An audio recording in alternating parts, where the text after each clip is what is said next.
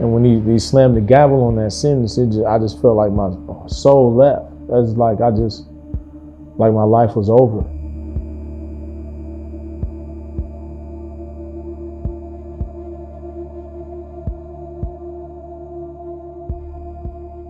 Hey, so I'm Antonio Thomas. So mostly I was in Portland. I came from Rockford, Illinois when I was very young.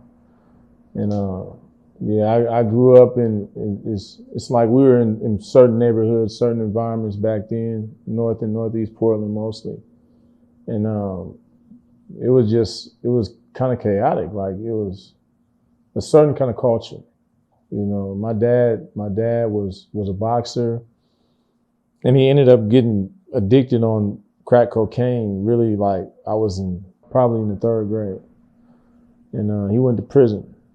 And so I grew up without my father in the home. So him and my mother ended up splitting. We didn't find this out until later. I don't think my mom wanted to kind of tell us that at first, but when we got a little older, she explained to us why, because we began to wonder why was he going in and out? Why was he always leaving? And I didn't know what to do with that. I was so young, I didn't know what to do with the emotions I had for my father going to prison. And so we would go see him like every, other month or something like that. My mom was going every month, like at first. And so I got to see him sometimes, but him being away was really painful. And I would just tell myself, that to keep my head up and just focus on school and do things like that. But instead, I acted out in school and got in trouble and things like that caused further issues for my mom. So, and it seemed like it was a lot for her.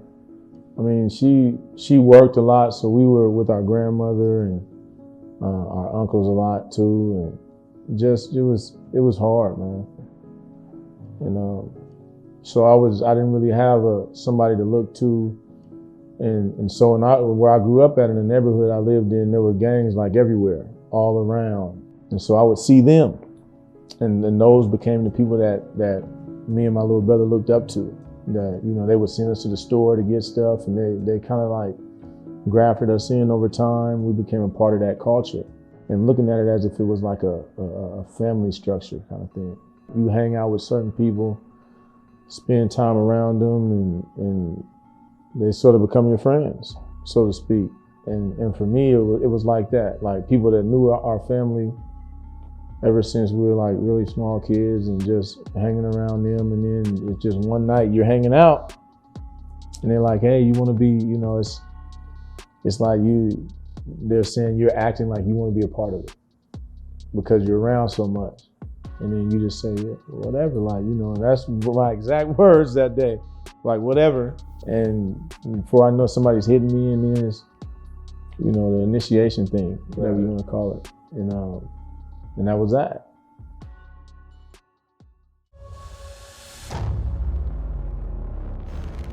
I was hanging out one night on the street in front of my aunt's house, kind of just hanging out with a few other people. And she told us to get away from her house, kind of get away from in front of it so police wouldn't come, people wouldn't cause issues, or maybe somebody wouldn't come by and maybe shoot at us or whatever. So she didn't want the drama. And so I walked down the street, and I noticed that everybody else walked the other way. And I turned a corner, and there was like, I got a tap on my shoulder. And it's one of the craziest things that ever happened to me. But nobody was standing there. But it was a hard tap. And I had on one of those down coats, a little puffy. So it was like it was a hard tap. And I looked back, and around the same corner that I just came around, there were 2 guys running behind me like this, like getting ready to get close so they could shoot me or whatever. And so I did a double take. I ran, and they started shooting, and you could see the fence, the wood chips flying. And I ran down the alley and through somebody's yard, and I ended up getting away. But a guy, I guess he still had connections with people I knew, and he used to talk to a girl that I was currently in a relationship with at that time. And so he called her and was kind of bragging about doing it, talking about how fast I ran. And fast forward maybe like a month or 2 after this, I was standing outside with 2 other guys by a park, and him and maybe 5 other people kind of ambushed us. We came out of bushes, alleys, between houses, they just came from all around, and the other two guys kind of got away, and I turned to run, and that's when I got shot in my leg. It shattered my bone from my knee down. But then that happened. I had to learn to walk again. I couldn't be right side up for months. And when I ended up walking again, like that guy, he bragged about being there that day too. And so I got it in my mind to try to find him, to catch him before he ended up catching me again or something. And I went to his aunt's house and sat outside and even looked inside. And he wasn't there. He didn't go there that day. And so I left and I walked around the corner, and one of my associates just happened to be driving down the street, but I had a mask over my face. And he turned around the corner and came back. He asked me if I would go to a club with him and a couple other guys. And they were going to go hang out, see some girls, whatever. And they said they wanted me to come because they knew I had the firearm. And so they said, you know, it might be some other guys out there or whatever. And I was like, all right, I'll go. So we went and picked up the other two and we went out there. Nothing happened. But one of them seen a girl that he was like in school with and dated like when he was a teenager. And so they wanted to talk to them, and we left pretty late. So they were looking for like restaurants to stay open all night. And we went to Sherry's. When we went there, you know, I took off my gloves and my hoodie and my mask and all that stuff and the gun and put it under the seat. And then we went in, and as we were going in, I seen the guy. He was in there with another gentleman and a girl. And I was like, whoa, man, this is, I mean, that's not what I actually said at that time, but I seen him and I ran back to the car. I just got my gloves and the gun and put my hoodie back on. And then by the time I got back over there, he was having an argument with one of the guys over with me. And he was saying things about shootings and the guy was like, man, whatever, like, you know. And so my associate told him to look behind him. And I was standing behind him like this, and he like turned right into it, behind his ear. And I fired, and he fell, and I just kept firing until it was empty. And they got him into a car and rushed him to the hospital with his friends. And so, you know, I just went home and watched the news reports and seen how it was going, you know.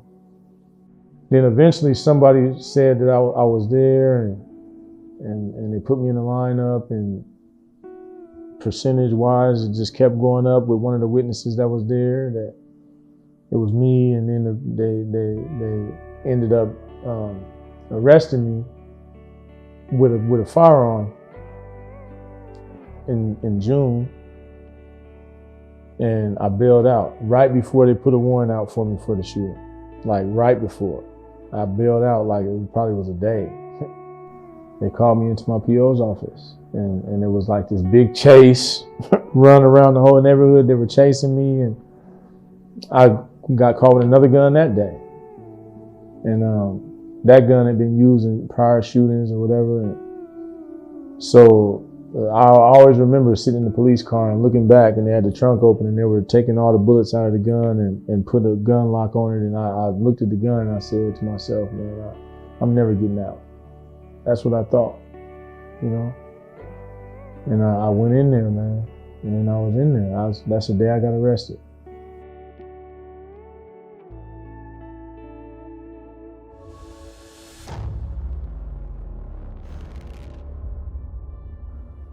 At the moment, I didn't really know what they had on me. I didn't know the depth of the evidence for the shooting part. I knew the gun part. I mean, I'd do a couple of years for a gun, whatever. I don't know.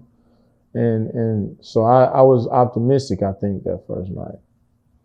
They put me in a room by myself with a phone in it so I would call people and say things that might incriminate me.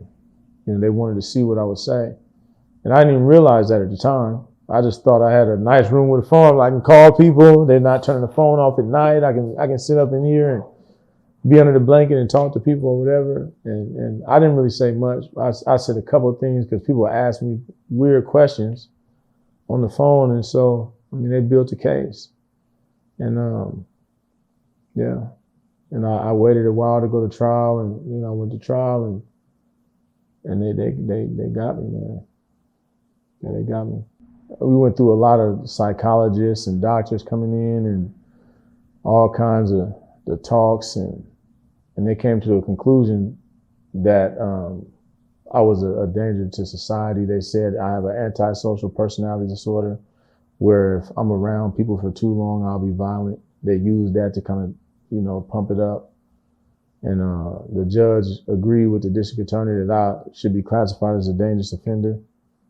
The shooting itself, so they gave me 15 years for assault and 15 years for attempted murder because the guy survived. And then they gave me 5 years for a gun and 1 year good time. So it was 34 years. And then they gave me a 30-year dangerous offender enhancement, and they initially put it consecutively. So it left me with 64 years to serve and a 65-year sentence. My release date was July 4th, 2065. I'll never forget that. And when he slammed the gavel on that sentence, I just felt like my soul left. That's like like my life was over. Like that was just the end. And my daughter was in the courtroom, and she started screaming, and my mom gave me this look that I'll never forget, like she was attending my funeral, like I was gone. And I'd never seen her look like that, like ever. And I just wanted a chance, like, to go out there and live different. Even at that moment, like, I just wanted that opportunity. I was in a room by myself. I wasn't thinking about changing my life. I was just thinking about being the same guy. I was like, I'm gonna go to prison. If I go to prison, I'll be on the yard with the homies, whatever. And I was planning it in my mind. Like, I'll be in segregation, I'll be fighting, I'll be doing whatever. Like I was really thinking like that. Like, I'm just going whatever.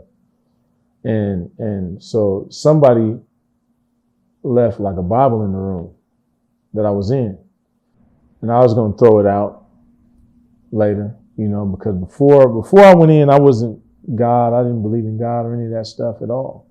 I ended up going over and picking up this Bible, and I started like talking, like, and there were people in the other rooms around me. You could hear them through the vents talking to each other, and then they started saying that, and they started listening.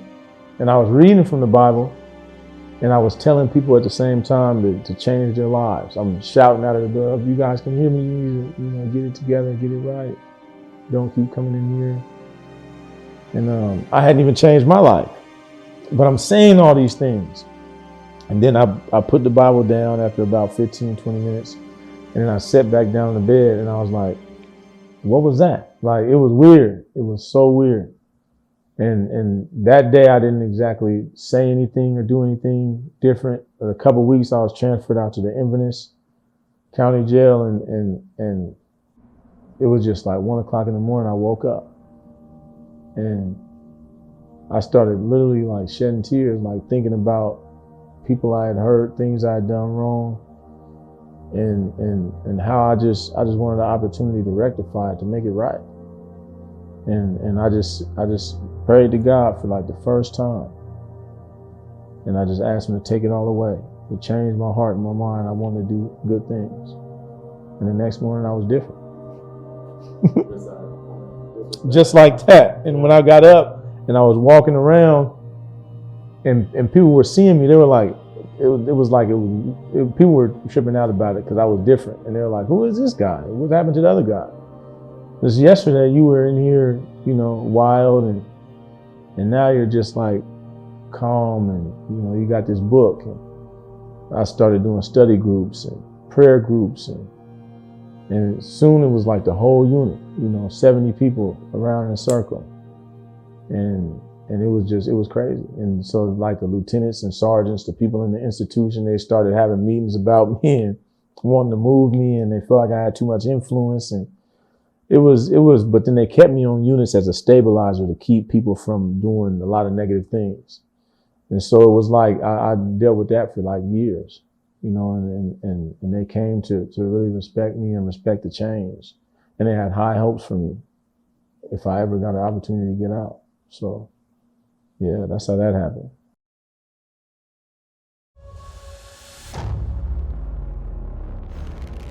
I was 5 years in, and that's when they took 30 years off. So the Supreme Court of Oregon told the appellate courts to merge it. So they made it to where the sentences ran together, and so the 30 years wouldn't be on top. And so they sent me a letter and they said, this is what the court is going to do. And so they adjusted my sentence to where my release date was in 2032 instead of 2065.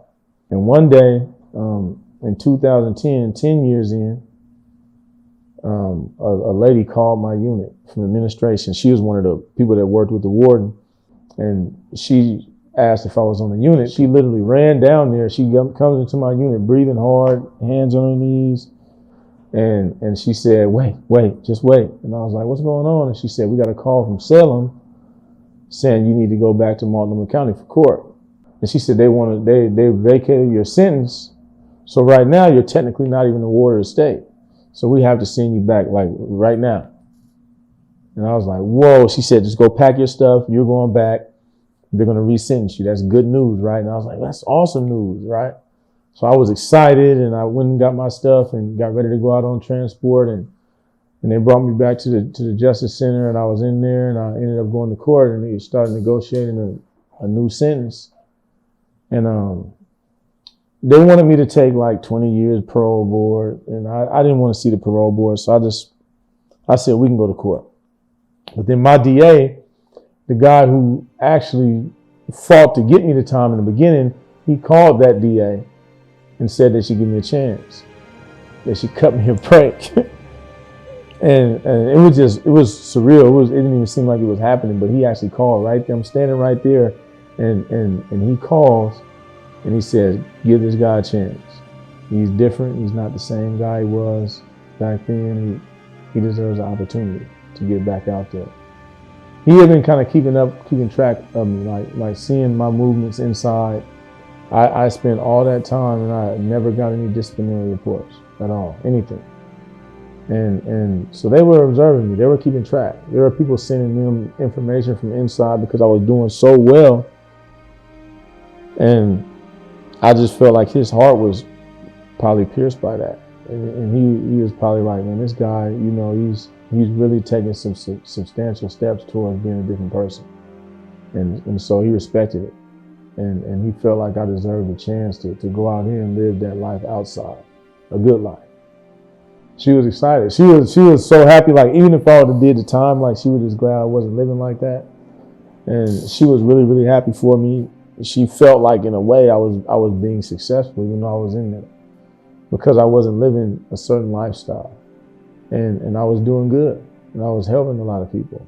And there were people that would get out that I would tell to connect with her, and they would tell her about how I lived inside there, and it just made her proud.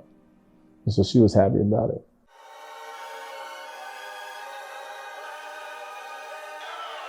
When I first got to see my family like outside of a prison, it just hit me real hard, man.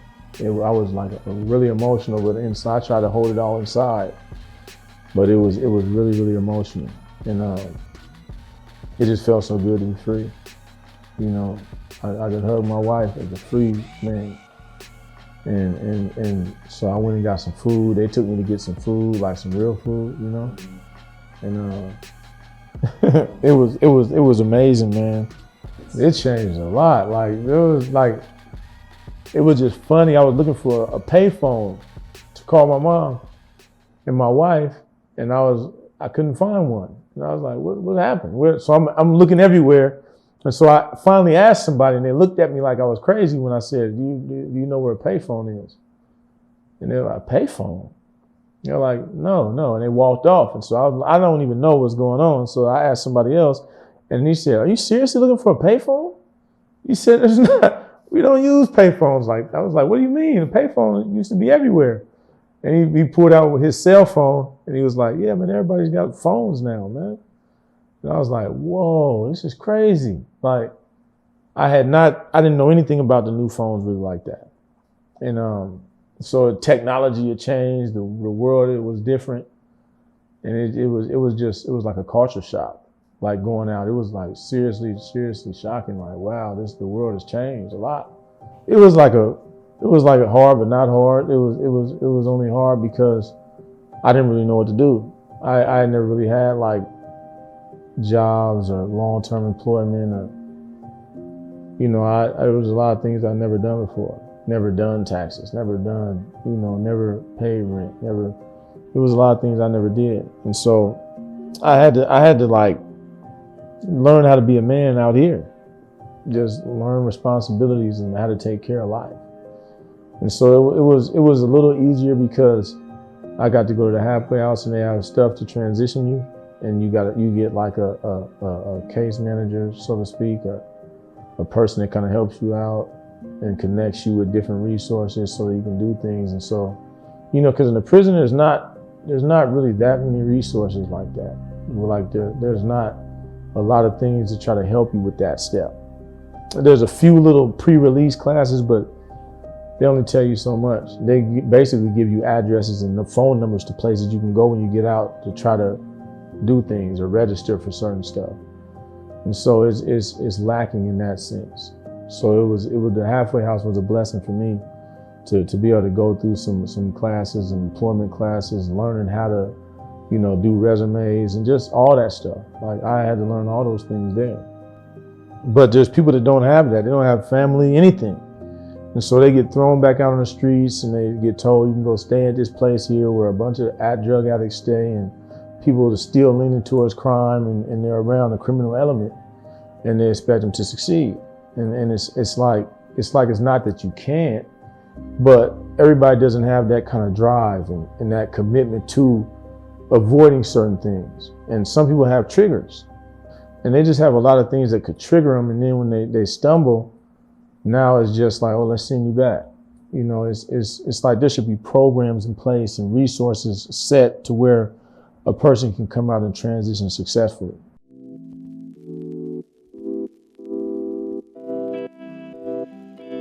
I want to grow old with my wife. I really do, man. I want to live that life and just be older and be looking back and be with her and just enjoy life. I want to minister to the world, man. I want to do outreach, not just in my city, but other places. I think about that kind of stuff a lot. Like I want to build up opportunities for people. Not so much just to have like faith, but to have a chance at living a good life, man. That's one thing I learned from being in prison. Like I want people to live. I want people to be happy, enjoy it while you're here, just have a good life. I don't want people to feel like they have to go down some dead end road and end up in a cell or end up, like a lot of people end up not even in prison, but just like families are broken. They don't enjoy life. They're bitter, unforgiving. They're walking around with all kind of weight, depression, stuff going on. Relationships falling apart. They get mistreated by somebody and they carry it for years. And it's like just different areas of life, like in all the aspects, man. I want to see people live and enjoy life. And I want to see people free from addictions and wandering the streets and just all that stuff, man. Like I know we won't be able to get everybody, but we can help put a dent in it. The same thing with the homeless situation. Like there's so many people living on the streets.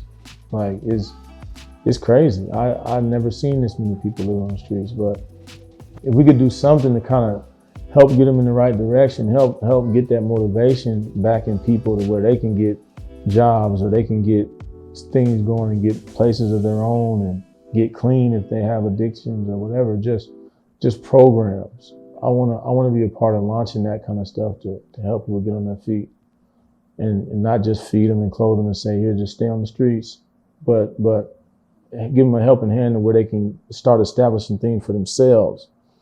To get rid of that stigma, people want to classify them as like they don't want to do certain stuff, they're lazy, all these different things, but that's not the case with everybody. It's not.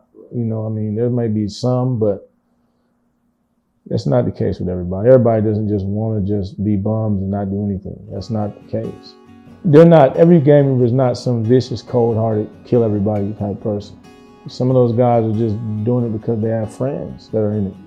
and they're with their friends, or some of them are just doing it because they think they'll be popular or people will respect them, whatever. And they may never kill anybody. They may never want to rob a person. They just like being around and being accepted, and so there's a lot of like stereotypical views that classify people as a whole because of where they happen to be, or a choice they made, or who they hang around, or bad circumstances that led them to a place, and so I think just opening our eyes to realize that there's a reason why everybody's where they're at, and the reason is not always the same, will help people to want to reach out a helping hand and lift somebody out of the gutter,